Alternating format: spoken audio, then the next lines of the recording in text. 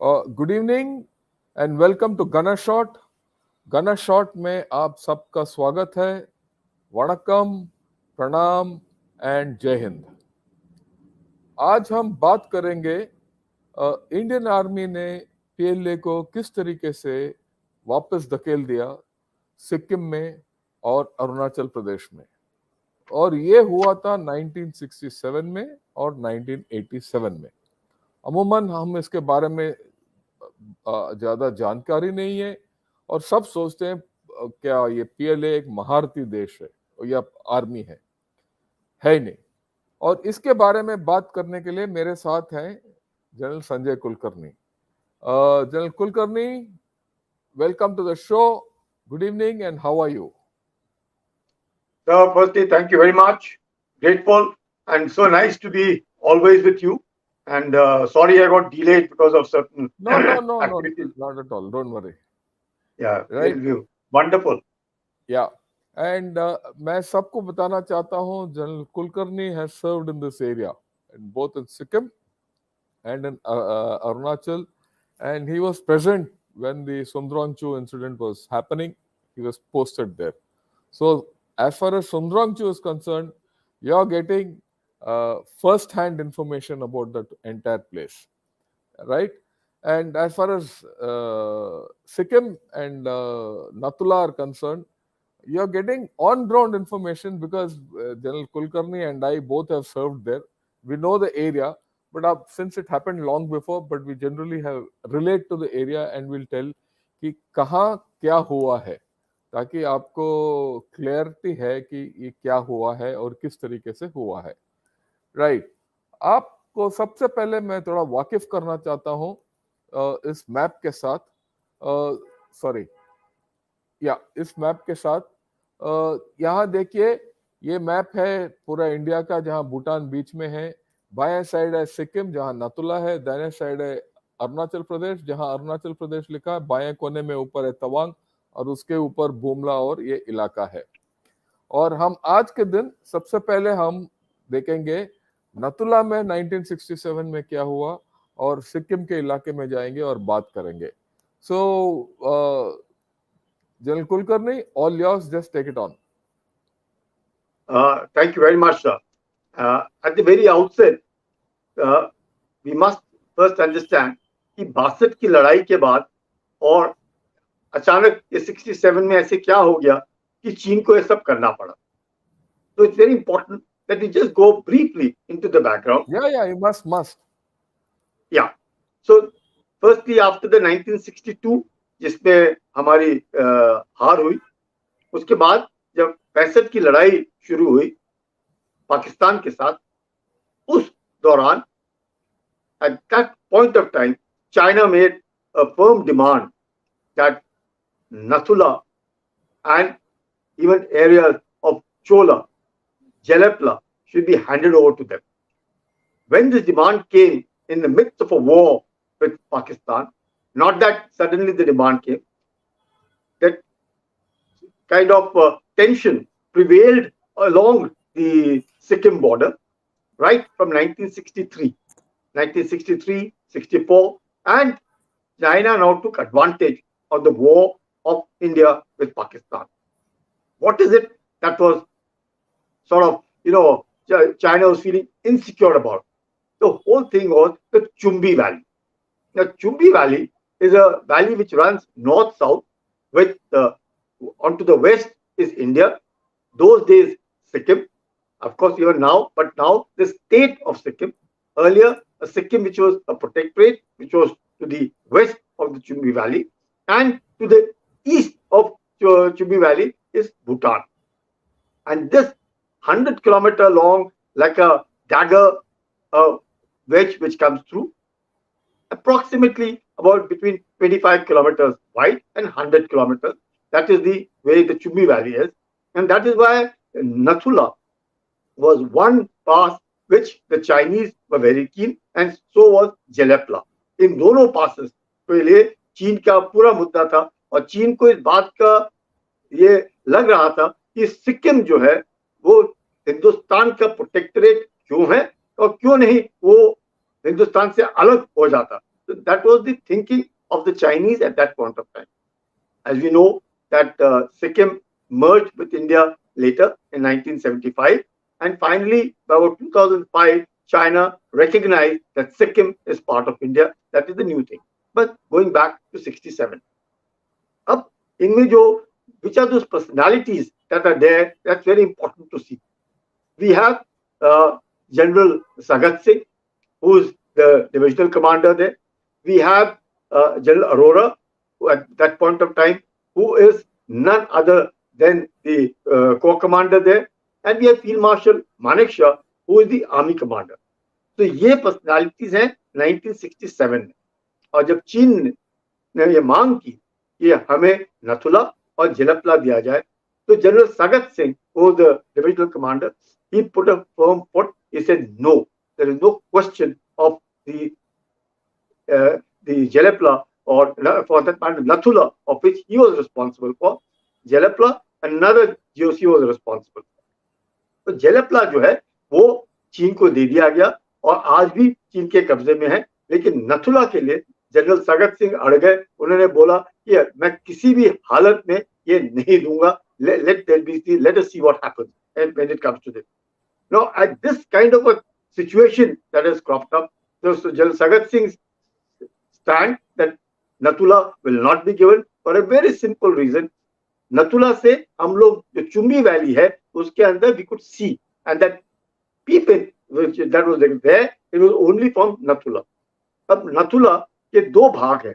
The north जो नथुला है वो चीन के पास है और साउथ नथुला जो है वो हमारे पास है. नॉर्थ नथुला से जो क्या कह सकते हैं, the view or the observation that is there from north is very little. It is from the southern part, the occupation of Nathula that we have, वहां से जो अपना observation है into the Chumbi Valley is much better. The part of Nathula जो हमारे पास है उसमें भी दो भाग है, एक सेबुला और दूसरा है कैमल्स बैक. तो ये दो भाग हमारे पास. लेकिन चीन लगातार all along with insisting that आप ये नथुला से हमें दे दो और जेलेप्ला भी दे दो. Now we confine ourselves to only Nathula. जब भी बातचीत होती थी, the Chinese would get upset and would वो pushing, shoving with the Indian troops on Nathula would happen. और दूरी जो थी वो बिल्कुल वर्चुअली से 1-2 मीटर की गज की दूरी पर रोज इस तरह की बातचीत, इस तरह का झगड़ा होता रहता था. और ये जो झगड़ा है एक वक्त ऐसे नौबत में आ गई कि मुश्किल होने लगा. चीनियों ने क्या किया, around the 5th of August of 1967, they did the same thing. They did subsequently again. They came on the 12th of September. They did the same thing. Not the 12th of September, the 27th of August. Again they did the same thing. 5th of September, again the same thing. रोज आना, करने नहीं देना. Subsequently, they would come with loudspeakers on and make an announcement that go back. There's that propaganda war that would continue with it. Ultimately, what had happened was that on the 11th of September and a little before that, on the 6th of September, there was a political commissar who used to keep coming, who alone could understand a bit of English and speak. So in the pushing and shoving, he also fell down and he then went back and didn't say anything. Of course, they threatened that we'll come back and do whatever we want to, and they went back. On the 11th of September, Colonel Rai Singh, who was the CO, the commanding officer of 2 grenadiers, he decided that invariably there is a lot of tutu mame which is happening. Let's have a wire fence which will clearly demarcate what belongs to us and what belongs to the Chinese. Now the Chinese didn't like this aspect, what you're seeing on the screen, that fencing to be done. But on the 11th of September, Colonel Rai Singh, along with his commando platoon, came there and he said this. Accordingly, that political commissar of the Chinese again came, again threatened that just remove it. They said no. Again, pushing and shoving happened, and he fell down. In that falling, he even broke his spectacles, and then again these Chinese went back. When the Chinese went back, a little later, they heard the whistles, and when the whistles were heard, there was a firing that happened from the north of Nathula, which the Chinese were occupying with MMG, and all our people. There was a company of engineers, the 70 engineer company which was laying the minefield. This 18 Rajput company under Harbhajan Singh, which was giving the protection. And here it was Colonel Rai Singh was standing with his commando platoon. So they all came under heavy fire. And since there were no shelter, no way that they could take cover, there were tremendous amount of casualties, in which Colonel Rai Singh was also injured, and that is where the whole thing started off with this kind of a firing. Now, this was on the 11th of September. The Chinese opened up with artillery also, but the artillery was not effective. And here it's very interesting. Subsequently, the commander who went over there, then later who retired as General Sheru Thaplial, he was the OP officer at Sebula. Now, from Sebula, you could have a very clear view, and therefore he also then ordered shelling.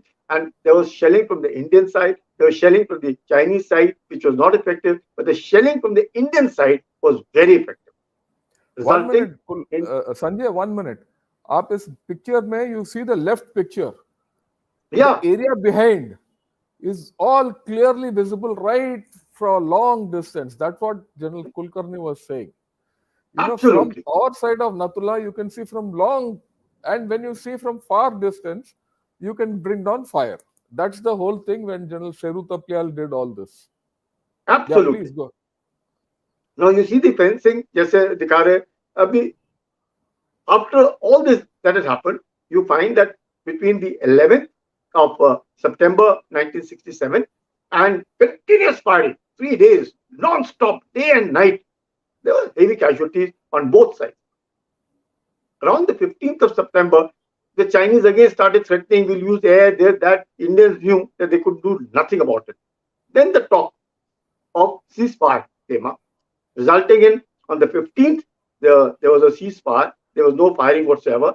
And as luck would have it, the army commander himself, along with the corps commander and the divisional commander, went there for handing over and taking over the bodies, because there are a whole lot of casualties that had occurred over there. Much that Chinese may have said that we lost only 38 and the Indians lost about 68. It was just not.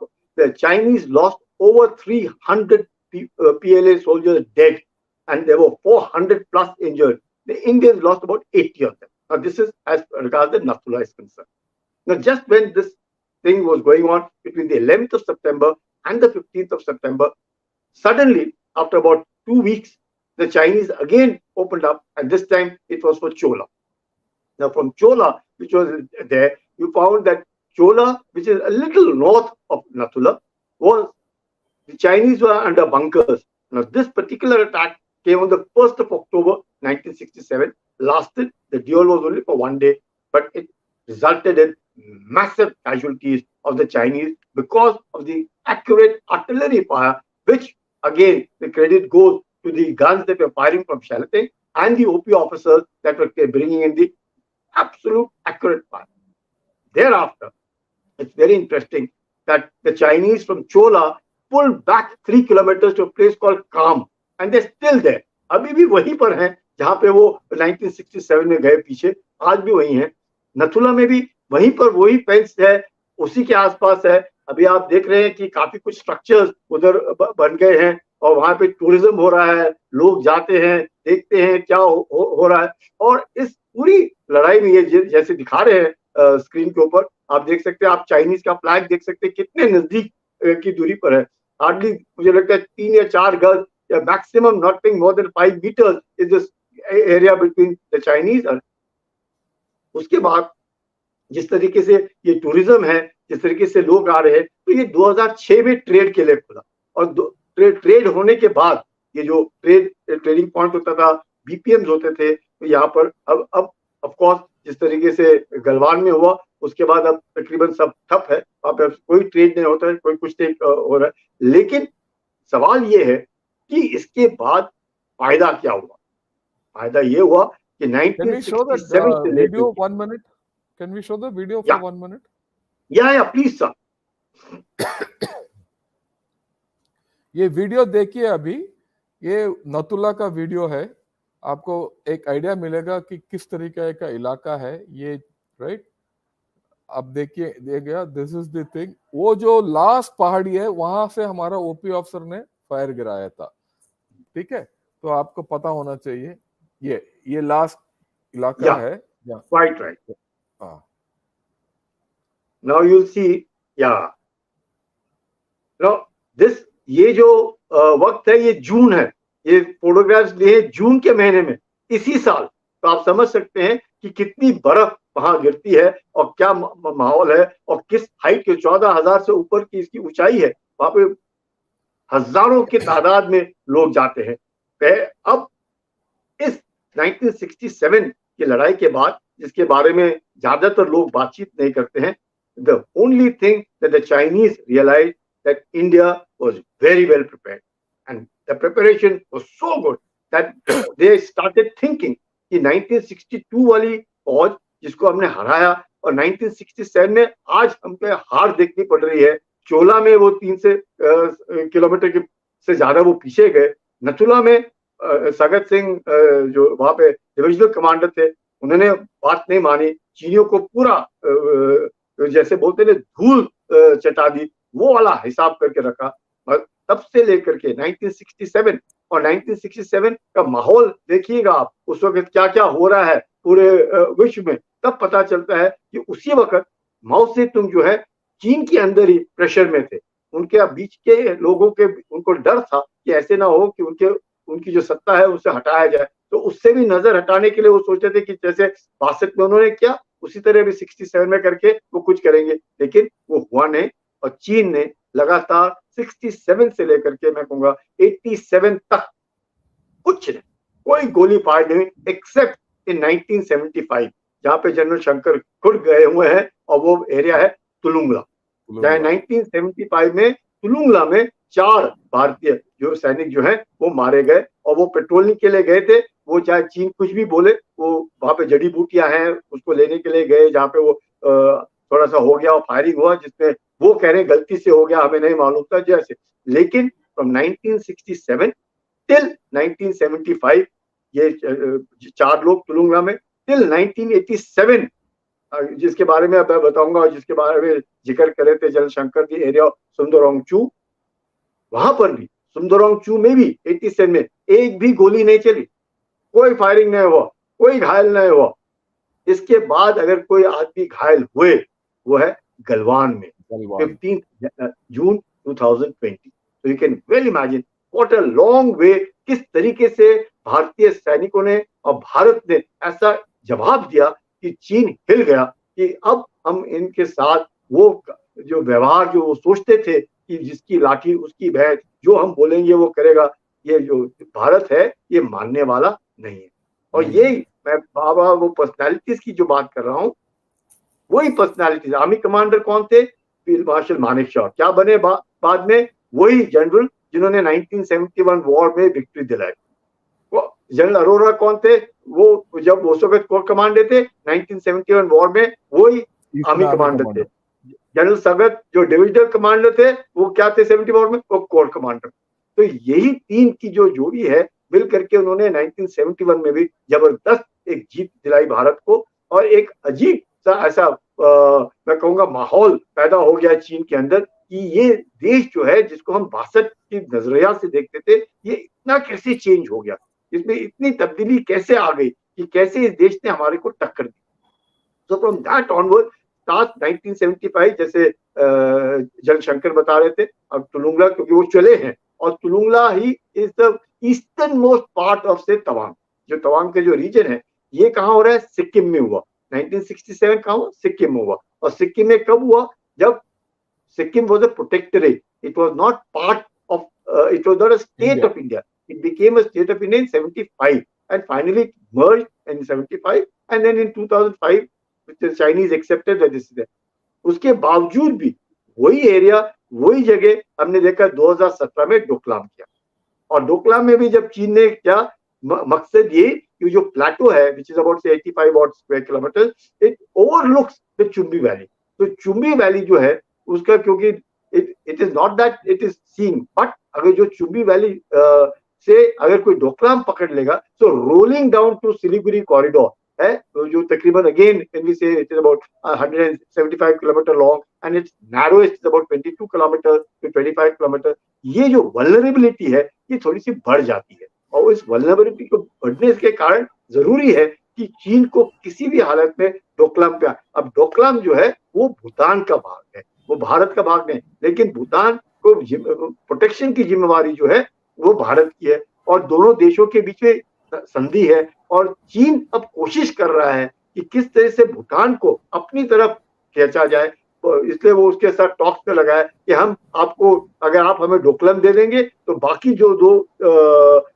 Enclaves हैं वो हम आपको दे देंगे, तो जिससे कि in a way wanted to settle the boundary the border dispute with Bhutan. तो भूटान भी अभी तक भारत के साथ अच्छे संबंध, अच्छे दोस्ती होने के कारण डोकलाम के वक्त उन्होंने स्टैंड लिया कि जो भारत कर रहा है वो ठीक कर रहा है। और यही कारण है कि डोकलाम में भी चीन को एक जबरदस्त झटका लगा। It had to, finally pull back. Whatever you might do in the Chumbi Valley, they can do what they want to do. But overlooking Chumbi Valley, occupying the heights के कारण चीन को हर हमेशा हमसे खतरा रहता है। Now coming down to Sundaram Chu. Kul, one minute. Let me. I would like to just mention a few points before we go to Sundaram Chu. देखिए, ये जो उन्होंने बताया, ये जो नतुला का जो लड़ाई था, मैं तो लड़ाई बोलता हूँ उसको, ये छोटा क्लैश वैश नहीं, क्योंकि पूरी 5-6 दिन चला। ये बहुत निर्णायक था उन दिनों में। ये निर्णायक इसीलिए था कि 62 में हम हारे हुए थे इसी फौज के साथ, और 67 में इनको अच्छी तरीके से एक सबक सिखाया, जैसे जनरल कुलकर्णी ने बताया। और इसके बारे में अंतरराष्ट्रीय विचार क्या है वो मैं आपको दिखाना चाहता हूं। राइट, फॉरेन पॉलिसी मैगजीन जो है वो जो 2020 का, उन्होंने बोला China later claim 36 of its soldiers were killed or wounded, while one Indian estimate approximated the number around 400. At least dozens were killed on both sides. ये तो इंटरनेशनल तो बोलेंगे। More Chinese fortifications were destroyed. However, because the Indian artillery was better located tactically on high ground of the pass, which, if Indian figures are correct, may explain why the Chinese came off worse. ये मानते हैं कि China को मात मिला है उधर, right? So too would the logistical and leadership tumult inside a Chinese military already roiled by the political attacks of the Cultural Revolution. इसमें दो चीज मैं बताना चाहता हूँ। एक, जैसे जनरल कुलकर्णी ने बताया, उन दिनों में चाइना के अंदर कल्चरल रेवोल्यूशन शुरू हो गया था। 66 में माओ ने कल्चरल रेवोल्यूशन शुरू कर दिया था, तो उनका अंदर प्रॉब्लम्स हो रहे थे with in China, with in PLA। पर हमारी तरफ आप देखिए, जैसे इन्होंने बताया, बहुत रेजोल्यूट लीडरशिप था। जनरल मानेकशॉ ऊपर, उसके बाद जनरल अरोरा और GOC जो है, जो जनरल सगत सिंह, यही 3 लोगों ने बांग्लादेश के में भी विक्ट्री दिलाया हमें, ठीक है। जो लीडरशिप जो 62 में नहीं था, वो लीडरशिप अभी 62 में 67 में था, और इसीलिए ये हम जीत सके। उल्टा हो गया था, 62 में उनका लीडरशिप अच्छा था, हमारा लीडरशिप उतना अच्छा नहीं था। 67 में उल्टा हो गया। जब उल्टा हो गया तो वी वन, एंड ये फॉरेन पॉलिसी बोलता है। ओके, कोलंबिया यूनिवर्सिटी का क्या बोल है? ओवर अ पीरियड, दो these pivotal battles were forgotten, several decades later in 2020, as the two nations challenged each other in a bitter standoff in Ladakh, the battles of 67 between India and China served as a reminder that peace was earned the hard way in the region. Ironically, the losses of lives in a battlefield 50 years ago serve as a harbinger of a long period of peace that followed. ठीक है ना? 67 से लेकर तकरीबन 2020 तक बड़ा हादसा नहीं हुआ। क्यों? मैं 75 में जो हुआ था तुलुंगला में, वो थोड़ी देर के बाद बात करेंगे। वो एक छोटा किस्सा था, ऑफ किस्सा था। I mean it was a one off thing which both later said नहीं, ये गलती से हो गया। पर उसको अगर छोड़ोगे और डोकलाम जहां फाइटिंग नहीं हुआ या फायरिंग नहीं हुआ, अगर आप छोड़ोगे, अगला फाइटिंग जो गलवान में हुआ, और ये पहली बार था हमने we actually gave a bloody nose to the Chinese. And ये चीज जो है हम भूल गए, इसीलिए हमने ये शुरू किया आज, राइट? अगर what we have won, where we have won well, we have forgotten. Or artillery did extremely well in 67. Artillery did extremely well in Kargil. दोनों हाई एल्टीट्यूड में काम किया है, हमें वो एक्सपीरियंस है।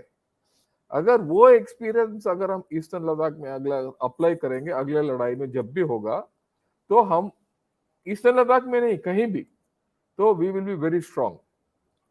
नेक्स्ट पॉइंट, ये जो नतुला है is a very important point. अगर आप चोला, नतुला और जेलपला, ये तीन मेन पास है वहां, अगर आप देखेंगे तो Chola is not well connected by road, but Nathula is best connected by road. Nathula is आजकल जो ट्रेडिंग पॉइंट नियुक्त किया गया है, और ये जो Jelepla is not well connected also by road. आजकल तो है, हो गया, पर उन दिनों की बात कर रहा हूं। तो नतुला जो है वो मोस्ट इंपॉर्टेंट पास है जो हमने छोड़ा नहीं, ठीक है ना? तो वो इसीलिए हमने नहीं छोड़ा क्योंकि जनरल स्वागत सिंह ने बोल दिया कि नहीं छोड़ेंगे, राइट? सो अगर आप देखोगे तो we 67 battle was a victorious battle. हमने एक सबक सिखाया पीएलए को। अफसोस की बात यह है कि ये सबक हम खुद भूल गए, और अभी गलवान के साथ हमें याद आ रहा है वो सबक, so that we can sort out Pakistan again. Sorry, Pakistan nahi, we can sort out China again. Right. Anything else more you want to add? Otherwise, we can go to Sumdorong Chu. Excellent. I think जैसे general Shankar बता रहे थे, it could be better because जिन्होंने भी उधर सर्व किया है वो समझते हैं importance of Jelepla, importance of Batangla, importance of Nathula. Nathula बोलते हैं, वैसे वहां पे लिखते हैं नाटुला, NATULA, हम लोग बोलते हैं नथुला है, पर वहां पे वैसे नाम नाटुला। एंड ऊपर चोला, या वो that another point was there, Yokla एक पॉइंट है। तो you find all these which are there, बहुत जरूरी है। और चीन अब धीरे धीरे, जैसे जनशंकर बता रहे थे, भूटान को अपने इसमें चुंगट में लाने की कोशिश कर रहा है। जैसे कि डोकलाम जो है, अब देख रहे हैं, जैसे फोटो देखा आपने कि किस तरीके से वो जो एरिया है उसको घेर के रखा हुआ है भारतीयों ने, और यकीन कर रहे हैं कि डोकलाम जो है किसी भी हालत में हम चीन को नहीं देंगे। और चीन को, क्योंकि ये आप देख सकते हैं शी जिनपिंग के वक्त ये हुआ डोकलाम, और 1967 माओ से तुंग के वक्त हुआ अपना नतुला, और 62 वॉर। तो जो उनकी जो सोच थी कि वो ठीक से व्हाट दे कॉल, ये जो सोच माओ से तुंग की थी, वही सोच शी जिनपिंग की है कि और उस सोच को जो बार बार आती है शी जिनपिंग के दिमाग में, और उनको भी अब लगने लगा है कि भारत जो है वही टेम्पलेट जो 62 का है, और बार बार जो एक तरीके से धमकी देना या हम लोगों को बार बार याद दिलाना कि हम आपको छोड़ेंगे नहीं। मैं अब आपको बताता हूँ Sumdorong, very interesting. One minute. I have one more point to put. ये देखिए डोकलाम, ये डोकलाम का जो लास्ट पॉइंट है, वहां एक जगह है गैमोचिन। उस गैमोचिन ओपी में मैं गया हूं, मैं बैठा हूं, ठीक है ना? तो ये जो गैमोचिन है, ये इस गैमोचिन के साथ ये पूरा चुंबी वैली आप देख सकते हो। जहां भी वहां पीएलए का फौज आती है आप देख सकते हो, ये डोकलाम को भी देख सकते हो, ठीक है ना? अगर वहां एक ओपी, जैसे मैं वहां था, मैं तो सेकंड लेफ्टिनेंट था, जो छोटा सा अफसर, पर था तो ओपी उधर। अगर मेरे गन्स थे, गन्स भी थे, हमारा कम्युनिकेशन सब कुछ थे, अगर कुछ होता तो मार देते हमको, आगे 1 इंच नहीं बढ़ने देते। अभी भी लोग सोचते हैं कि भाई वो डोकलाम आ गए, यहाँ चले जाएंगे, वहां चले जाएंगे और हमें डेंजर है। कोई डेंजर नहीं होगा, मैं आपको बता रहा हूं। वहां जो एक हमारा प्लेटून है उस गैमोचन के ऊपर, अभी तो और भी ज्यादा हो गया होगा, और जो ओपी ऑफिसर है उसके साथ जो गन्स बैठे हैं उसके साथ हम पूरा इनको चित्तर बितर कर सकते हैं, ठीक है। I want to just so that people get Yeah, reinforcing the so idea. excellent. And I'm so glad you brought this out because जो ट्राई जंक्शन है, जो हाँ, नाम बता रहे हैं जलशंकर गपमोचिन, उसको हम लोग कहते हैं वो ट्राई जंक्शन है between the three country, three लेकिन वो कंट्री। चाहता है बटांगला, वो नीचे ऐड करके, जिससे कि वो हमारे ऊपर एक तरीके से हावी होने की कोशिश करता है। या लेकिन डोकलम प्लाटो जो है वो भारत के ही कब्जे या में है और भूटान का है, इसमें कोई शक नहीं। डोकलम प्लाटो भूटान का भाग है, लेकिन उसके ऊपर अगर चीन कब्जा कर लेगा तो ऑब्वियसली उसको राइट। ऑब्जर्वेशन एंड अगेन आटे पाए पा, जैसे जयशंकर बता रहे थे, the real role played in the battle और in the war of 1967 was artillery. It is right. Artillery which smash, जिसे बोलते हैं बंकरों का धज्जी बना दी, और 300 पीएलए सैनिक मारे गए, 400 घायल हुए, just because of artillery fire. और इसमें 3 महावीर चक्र, 3 वीर चक्र दिए गए। तो it is actually, I go along with you, Shankar sir, it's a war in it which was a war India decisively one.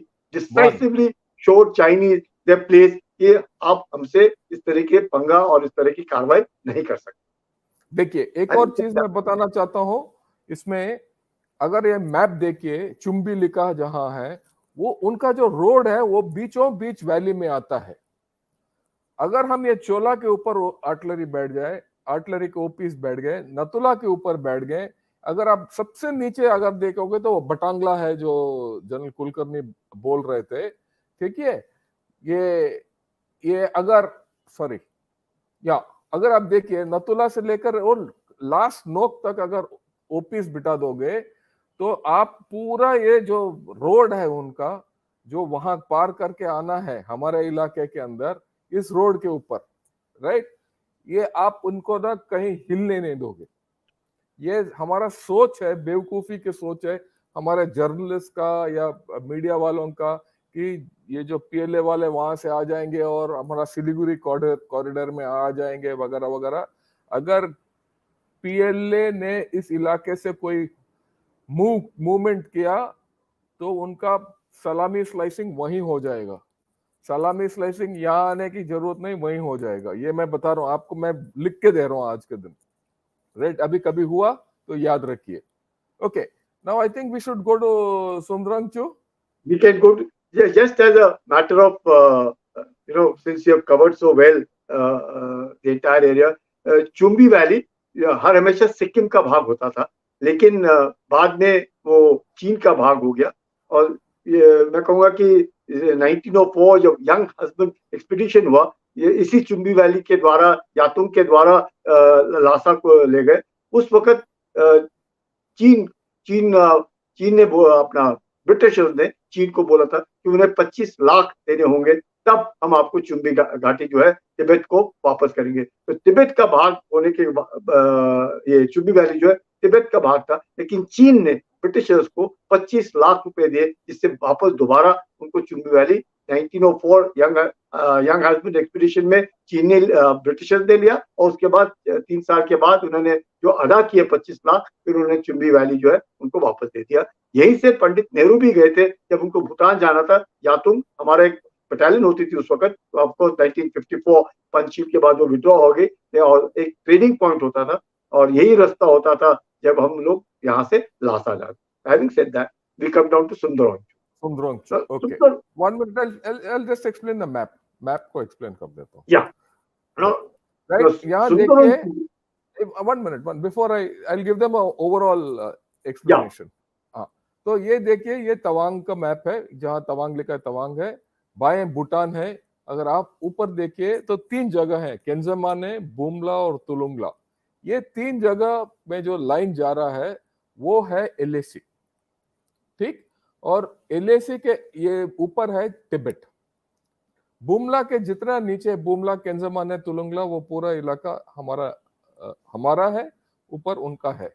मैं आपको just to tell you, general Kulkarni commanded is brigade there, ये इनका एक चप्पा चप्पा जानते हैं। और मैं एक बैटरी कमांडर था यहाँ, और मैं यहाँ पूरे इलाके में घूम चुका हूँ, यहाँ तक मैं तुलंगला भी गया हूँ। मैं जब तुलंगला गया था, मैं just for as a matter of interest, ठीक है, मेरे को उन दिनों में तकरीबन 18-19 दिन लगे, क्योंकि सब कुछ पीठ पे ले जाना पड़ता था, और मेरा 8-9 किलो का वजन घट गया।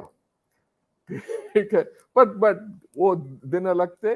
आजकल तो गाड़ी भी जा सकते हैं मेरे ख्याल में काफी हद तक, राइट। ओके, मोटे मोटे तौर पर ये जो सुमद्रोंग चू है, ये केंजेमाने और बुमला के बीच में है, ठीक। तो अभी हम I take them there, then you explain, right. ये आप देखिए, बुमला के बगल में लेफ्ट केंजेमाने है, और बीच में एक मैंने लिखा है वांगडुंग। ओके, वांगडुंग आई कम और भी थोड़ा नजदीक आपको दिखाऊंगा। नॉर्थ टू साउथ एक नाला आता है, उसका नाम है न्यामजांगचू। ईस्ट वेस्ट टू ईस्ट एक नाला आता है, उसका नाम है नामकाचू। ये नामकाचू और न्यामजांगचू आके केंजमाने में मिलते हैं। यह थोड़ा मैंने नाम वगैरह थोड़ा हटके लिखा है, it doesn't exactly confirm to the LAC, but आपको समझ के लिए। और ये केंजमाने जो है एक इंपॉर्टेंट पास है, और जो नीचे है, और इसी केंजमाने पास के थ्रू दलाई लामा आए थे 1959 में, ठीक है। यहां से जब आए थे, इसी के जरिए आए थे तवांग के अंदर। और ये इलाका देखिए, ये आप you can see the relief. Wangdung कहाँ है, न्यामजांगचू वहां से कैसे आता है, नामकाचू बाएं से आता है। ये जो हतुंगला लिखा है वो हमारे पास है, जो तागला है वो नामकाचू के ऊपर, वो उनके पास है, ठीक। और ये वांगडुंग जो है वो अभी I will hand over to you general Kulkarni, please go ahead. Now, like what General Shankar was trying to explain, this entire area, one point which should bring us back to 1962 is the McMahon line, which according to us runs along the Thagla Ridge, because it's a watershed principle, internationally accepted watershed principle. So it runs along the McMahon line, which runs along the Thagla Ridge. But the 1962 war जो हुआ, थागला ridge से नीचे southern side हमारी तरफ जब PLA की फौज आई और वहां से जो लड़ाई शुरू हुई, well, that is known to everybody what happened at Jimitang, what happened at Tawang, what happened at Bumla. तो ये जो लड़ाई है वो उसके बारे में नहीं बात करेंगे. We will now go back to what exactly happened in 1987 in the area which is referred to as Wangdung or Sumdorong Chu. 1980s में बातचीत शुरू हुई चीन के साथ कि हमने अब ये जो बॉर्डर डिस्प्यूट है इसके ऊपर थोड़ा बातचीत होनी चाहिए. उसके लिए 1962 में लड़ाई हुई. 1980 में अब लगा कि अब बातचीत होनी चाहिए. 84 के आसपास अगर हम देखें, जब तक बातें हो रही हैं, एक ऑपरेशन मेघदूत लॉन्च हो रहा है, उसके बाद ऑपरेशन ब्लू स्टार हुआ है उसी साल के अंदर, और हमने देखा कि चाइना में भी काफी परेशानी हो रही है. Deng Xiaoping has taken over. He wants to modernize China. So China is just in this initial stages of modernization. तो ये सब के मद्देनजर देखते हुए 84 के आसपास और जब बातचीत शुरू हो गई, हमारे जो ग्रेजियर्स होते थे वो इलाका वांगडुंग में जिमीथांग से अपने याक्स को ले जाकर के चराते थे और वापस आते. सिर्फ चराने वाली बात. अब ये इलाका कहाँ पर है? This is south of Thagla ridge and north of us area. हम लोग जिमीथांग में होते थे, जैसे जनशंकर ने बताया किन्जेमाने. किन्जेमाने वही जगह है जैसे उन्होंने कहा कि दलाई लामा भी यहीं से अंदर भारत के अंदर आए तिब्बत से. तो ये जो इलाका है न्यामजांग चू और नामका चू, जहाँ पे दोनों नदियां जो है वो मिलती हैं. अब जब इस तरीके से हम 84 में भी गए, 85 में भी गए, ग्रेजेस चलते थे. एसएसबी के नीचे आईबी की एक छोटी सी पार्टी जाती थी विंटर्स में, वो वहां पे अपने जो उन्होंने थोड़े से हट बना रखे थे उनको बंद कर देते और वापस आ जाते. 86 में पीएलए ट्रूप्स आकर के बैठ गए. तब पता चला कि ये क्या ऐसे कैसे हो गया कि पीएलए ट्रूप्स अचानक जो जिस जगह में हमारे ग्रेजियर्स आते थे वहां पे आके बैठ गए. 12 असम होती थी और 12 असम नई पलटन खड़ी हुई और उनके सीईओ होते थे कर्नल अंताल, वो अब नहीं रहे, वो ब्रिगेडियर अंताल बल्कि गुजर गए। वो पलटन जो थी 12 असम, उनको वहां पे उस इलाके में थे। जनरल जेम्स सिंह वो डिव कमांडर थे और उन्होंने सोचा कि अब अगर इस तरह की हरकत हुई है तो हमने कुछ करना पड़ेगा। जनरल सुंदर जी जो थे चीफ होने के नाते, उन्होंने कहा कि हमने चीन को सबक सिखाना चाहिए कि इस तरह we should not take it lying down and we should ensure and exert our right of occupation, कि वो अपना इलाका है, and that the interpretation of the McMahon line is not being done properly. लेकिन अगर चंद किताबें जो लिखी हैं तब के जो होम सेक्रेटरी थे और बाद में वो गवर्नर बने अरुणाचल के मिस्टर प्रधान, तो वो कहते हैं कि मैकमोहन लाइन जो है जिस तरीके से एक मोटे पिन से बनाई गई, तो शायद चीन ने उसका फायदा उठाने की कोशिश की, क्योंकि जब वो क्वार्टर इंच का था और अब अपने पास आले अच्छे हैं, अब हम यकीनन कह सकते हैं कि मैकमोहन लाइन कहाँ से जाती है। No, let's not go into the technicalities of the backbone line, but the fact remains ये आए कैसे। अब जब चीन उधर आ गया, धीरे धीरे करके उन्होंने अपना, पहले 40 आदमी आए, बाद में बातचीत हुई, तकरीबन 100 के आसपास आदमी हो गए, अब थोड़ी सी मुश्किल हुई। राजीव गांधी उस वक्त प्रधानमंत्री थे, उन्होंने एक प्रस्ताव भी दिया चीन को कि आप पीछे हट जाए, हम उस इलाके में पेट्रोलिंग नहीं करेंगे, आप पीछे हट जाए। पर चीन नहीं माना।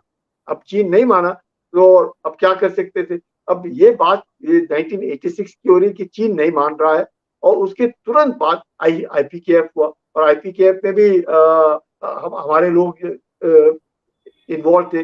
ब्रास्टैक हुआ, उसमें भी हमारे लोग जबरदस्त 10-10 डिविजन इन्वॉल्व थे। अब ये एक इरिटेशन सा जो चीन ने खड़ा कर रखा था, उसके बावजूद जब इस तरह की कार्रवाई हो रही थी, सुंदर जी जो चीफ थे, उन्होंने कहा नहीं, मैं तो चीनियों को सबक सिखा के रखूंगा। उनको ये नहीं सोचना चाहिए कि भारत 1962 का है और ये किसी तरीके से 67 में भी हमने उनको दिखाया, 60 अभी 87 में भी हम उनको अच्छी तरह दिखाएंगे नथुला के बाद कि क्या कर सकते हैं। Rajiv Gandhi was of the view कि अगर मसला जो है अगर डिप्लोमेटिकली हल हो सकता है तो इसको डिप्लोमेटिकली हल करने की कोशिश करते हैं, बनिस्बत कि हम लोग एक कन्फ्रंटेशन पूरे मैं कहूंगा कि विश्व में एक तरीके से माहौल पैदा हो गया था कि शायद चाइना और इंडिया के बीच में लड़ाई हो सकती है, क्योंकि मोबिलाइज इंडियंस ने भी किया अपना ऑफ फैल्कन के द्वारा, जिस तरीके से जनरल सुंदर जी ने अपने ट्रुप मूव कराए। और जब जनरल जेम्स सिंह जो जीओसी थे, वो जो ब्रीफिंग कर रहे थे अपने जनरल सुंदर जी को कि आप ऐसा करेंगे ये करेंगे, तो उन्होंने कहा कि कैसे करो। उन्होंने कहा मुझे तकरीबन 2-2.5 हजार खच्चर चाहिए और उन खच्चरों के द्वारा हम सामान ले जाकर के इनको लॉजिस्टिक।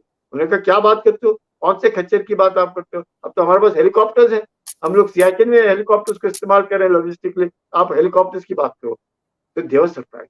तो इस तरीके से जो सोच है वो जनरल सुंदर जी के आने के बाद वो सोच बदली हो गई, और उस सोच के कारण जिस प्रकार से हमने लॉजिस्टिकली जिमिथांग और जिस तरीके से ट्रुप्स मूव किए अपने आप को, और धीरे धीरे करके जो हाइट्स है जिसके बारे में जनरल शंकर आप बता रहे थे, दो heights of Lungrola were occupied, and the entire heights of Lungrola once it is occupied, then the way to Tawang is absolutely cut of.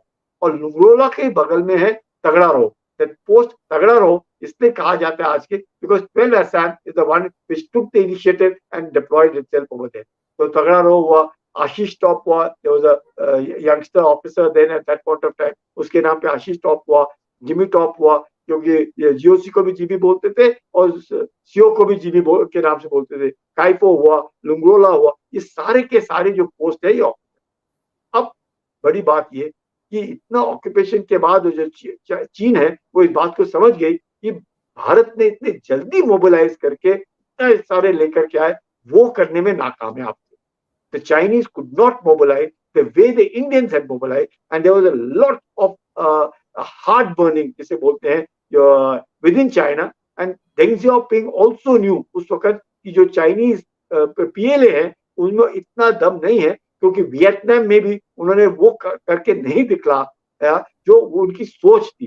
तो because that complacency and that lack of professionalism which had set into PLA, so Deng Xiaoping also allowed them कि देखो क्या करते हो। The Chinese were unable to do, and we did it, and we did it in such a fantastic fashion कि we are occupying all the heights, मैं जैसे जयशंकर बता रहा, मैं वहाँ सीओ भी रहा लुंगरोला में, तो वो all the heights are occupied by us, even subsequently when there is a commander the entire this thing.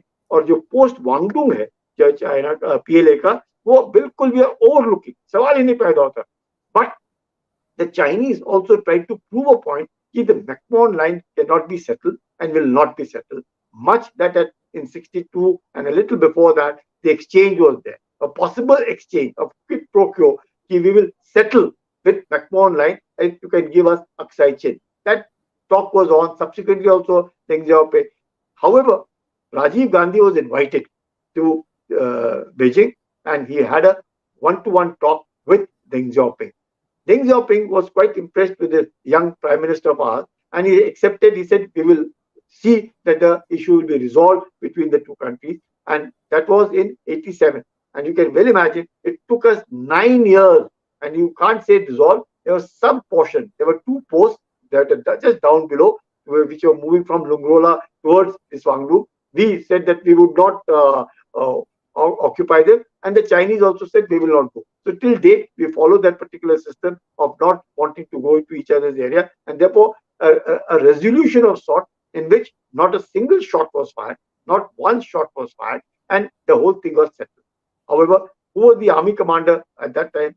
General Narari. He was also a professional man, an engineer man, who ensured that the mobilization took place in a manner it should. And the person who came to take over from the army commander was General J.K. Puri, एक gunner जैसे general Shankar gunner है, वैसे वो भी gunner officer थे general Puri, professional man who ensured that there will be nothing.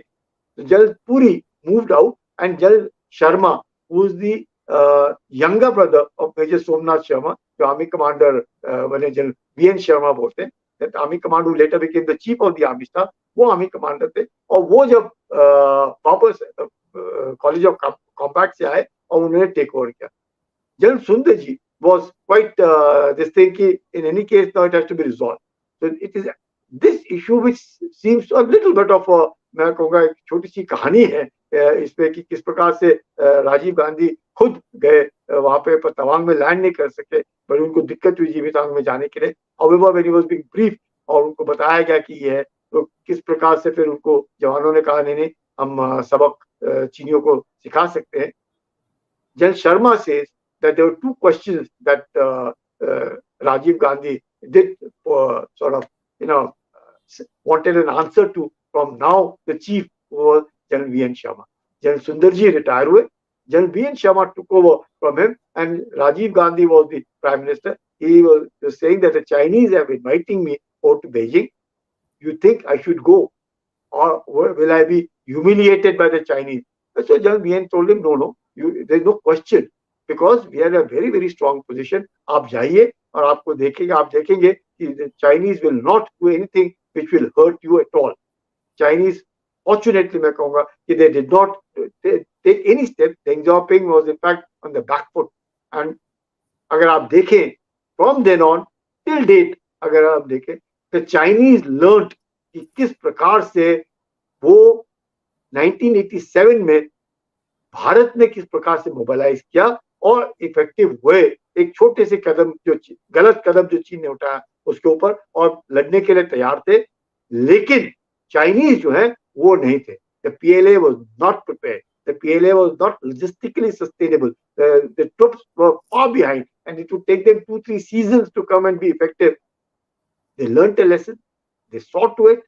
They built up their infrastructure. They built up roads. They built up railways. They built up all kinds of camps and dual camps and dual villages.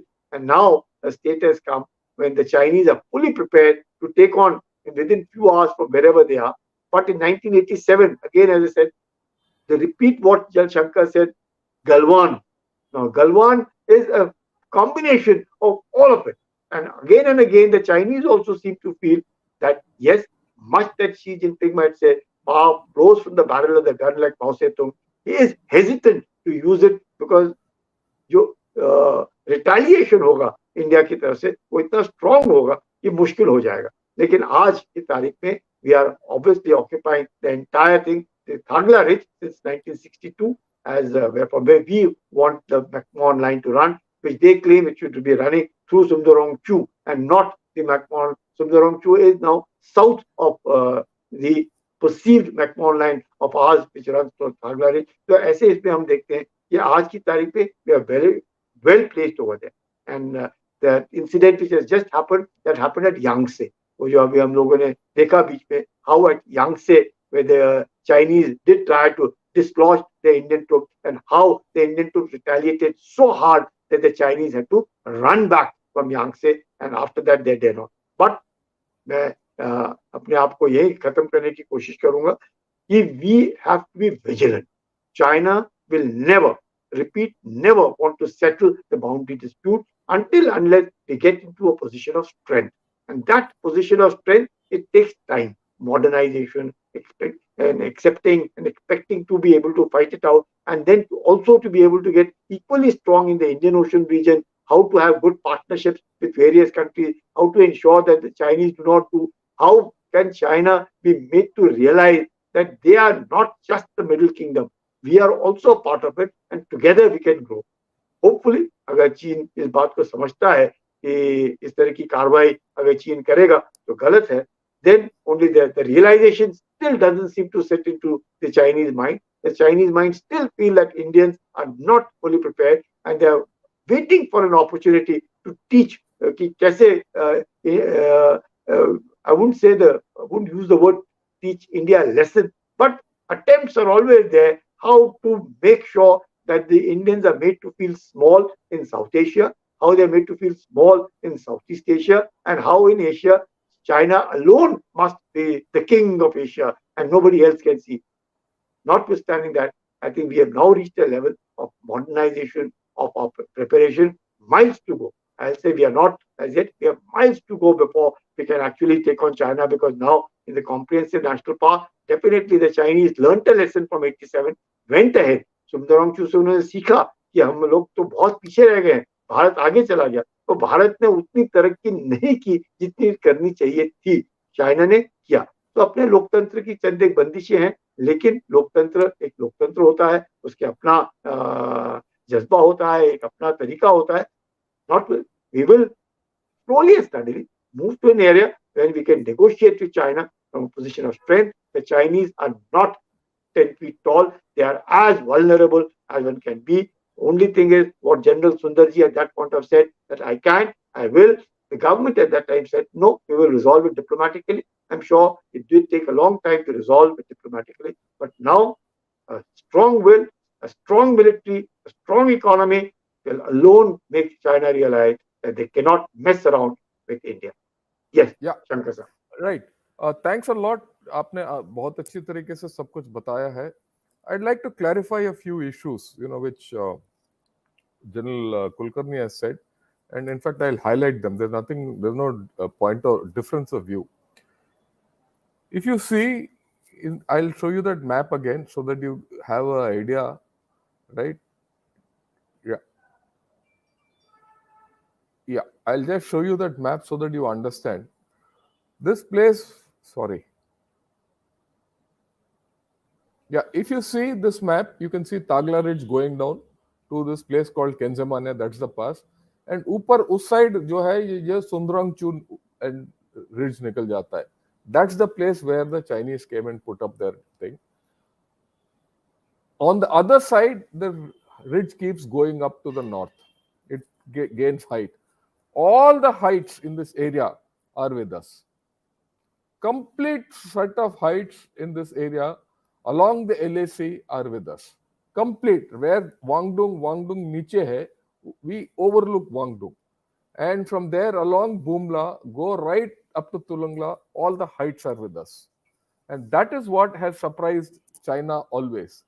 In fact, we have actually, they made the mistake of grabbing Wangdong, but we grabbed the entire LAC heights.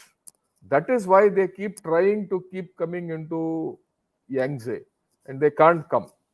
And they can't make any inroads in this sector. Though they occupy the Tagla Ridge, even if they have to come to our side, they have to come down Tagla Ridge, go into the Namkachu, and then come up to this Hatulungla Ridge. There's a ridge. It will be Khada Ridge. So there is no question of any. That is why you will see in this entire area, there is no encroachment, there is no chit pit, nothing. All encroachment, all chit pits happens in Eastern Ladakh. यहाँ try करते रहते हैं, कुछ होता नहीं है. Second, in this 87, Indian Army learned how to mobilize in mountains. We had never mobilized the way we mobilized in 87. And this has served us in good stead from then to now. Because when the Chinese did the small intrusion into Wangdong, we mobilized 2 divisions into this area. We had never had the capability to maintain 2 divisions in this area. As General Kulkarni said, at that time, General Sundarji used helicopters and air assets to mobilize everyone there. Of course, mules and all were used, but we went there. The Chinese didn't know what hit them. From then to now, this ability has stood us. The third thing is we learned how to fight big battles in mountains. Before this, the last effect which we had was only in 62. And 62, we really didn't fight in this area. But in this 87, we learned how to defend this area. And that defense has never faltered from then to now. Okay, if you see, there is nowhere in the east that the Chinese have made any funny moments which we have not countered well in hand. Neither here nor in Sikkim. One more point which is very important in this area is when we had this problem in Wangdong. Wangdong niche tha. It was in a funny place. You'll be surprised. We could not fire artillery there. We took up guns, we took up Bofors, everything. Bofors tab उन दिनों में 87 की बात है, 84 में आया था. We took up Bofors there, and Bofors could not engage Wangdong. The other guns we had also could not engage Wangdong. You will be surprised. We had to get the Bofors 20 kilometers back to a place called Kaila, and Kaila is on the edge of Sela, which is far behind. It is only from there that we could engage Wangdong. वो खड्डे में था, right? And also these areas which are to the right, like Tulungla and all, were out of our artillery reach. And we learned this area with new guns and new gun systems and long-range weapon systems, how to defend this area with fire. A major point which I want to tell everyone is this, that on the enemy side, on the Chinese side, Bumla ke north, the area is absolutely like a tabletop. When you say that the Chinese are better prepared, they can come up very easily, it is because of the fact that उस side में जमीन समतल है, roads are, and the whole place is approachable. But that is only half of the story. On our side, it is difficult. We have done the difficult part. If tomorrow we have to go across, it is the easier part. And for them, if they have to come across, it is the tougher part. So it is not easy for them to come and capture an area and do what they want. In fact, the toughest part of their offensive will start if they capture first they have to capture the ridge line, which is at 18,000 feet. It is not feasible.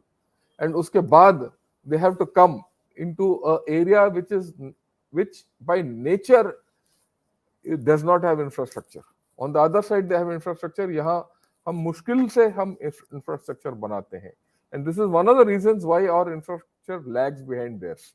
ये समझने वाली बात है. ये बात ये नहीं है कि because we didn't have money, we couldn't develop infrastructure. It is also because of the terrain, right? So we are in a good balance out there. And what we have learned in 87 is valuable. Would you like to add anything before I take on questions? No, thanks a lot, Shankar sir. I think you have explained it so very well.